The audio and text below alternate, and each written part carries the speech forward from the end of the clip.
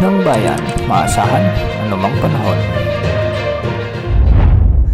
Magandang araw po sa ating lahat. Narito na ang latest update sa magiging lagay ng ating panahon ngayong araw ng Sabado, July 12, 2025. Sa kasalukuyan ay patuloy nating minomonitor ang bagyo o isa ng tropical storm sa labas ng ating area of responsibility. Huli itong namataan sa layong 1,925 km silangan, hilagang silangan ng extreme northern Luzon.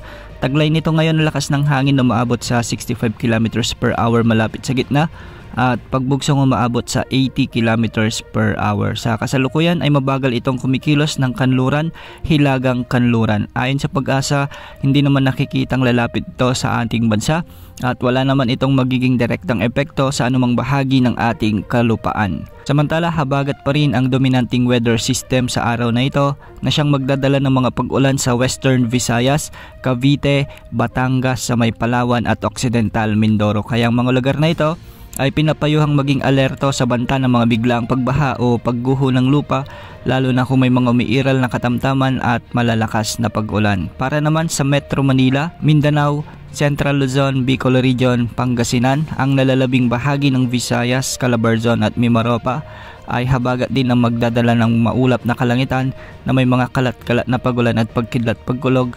Kaya posible rin ang banta ng mga flash floods at landslides kung may mga katamtaman at minsan ay malalakas ding pagbuhos ng ulan. Samantala, habagat din ang magdadala ng bahagyang maulap hanggang sa maulap na kalangitan na may mga isolated rain showers and thunderstorms sa nalalabing bahagi ng Luzon at hindi rin inaalis ang banta ng mga biglang pagbaha at pagguho ng lupa kung may mga umiiral na severe thunderstorms. Para naman sa lagay ng mga pag-alon sa ating karagatan, ang buong bansa o ang buong karagatan ng ating bansa ay posible ang mga pag-alon hanggang 2.1 meters. Sa kasalukuyan, wala naman tayong namomonitor na nagbabantang bagyo na posibleng pumasok sa ating area of responsibility sa susunod na 24 oras. Ngunit kung pagbabasehan naman natin ang ating long range forecast mula sa iba't ibang weather models, ay posibleng magkaroon ng bagyo sa silangan ng ating bansa sa mga susunod na araw at magde-develop ito na siyang maghihila naman o hahatak ng habagat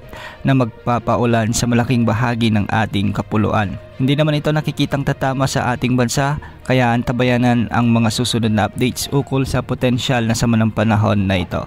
Yan ang update sa lagay ng panahon. Ito po ang weather update ng bayan, maasahan anumang panahon.